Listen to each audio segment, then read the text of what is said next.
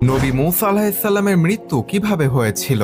হাদিসে এসেছে, মূসা আলাইহিসসালামের বয়স যখন ১২০ বছর, তখন মৃত্যুর ফেরেশতা মালাকুল মাউত মূসা নবীর জান কবজ করতে আসেন। কিন্তু মূসা আলাইহিসসালাম রাগান্বিত হয়ে ফেরেশতাকে থাপ্পড় মেরে দেন। তখন ফেরেশতা আল্লাহর কাছে গিয়ে বললেন, আপনি আমাকে এমন এক বান্দার কাছে পাঠিয়েছেন যে কিনা মৃত্যুবরণ করতে চান না। আল্লাহ তাআলা তখন ফেরেশতাকে বললেন, তুমি তার কাছে ফিরে যাও, গিয়ে তাকে জিজ্ঞাসা করো সে কত বছর জীবিত থাকতে চায়।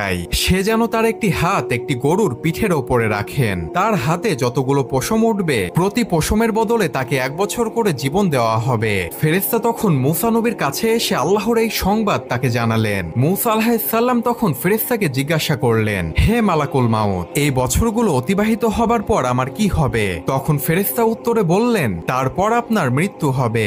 তখন মূসা আলাইহিসসালাম বললেন, মৃত্যু যখন হবে তাহলে এখনই হোক। এই কথা বলে ফেরেশতাকে তার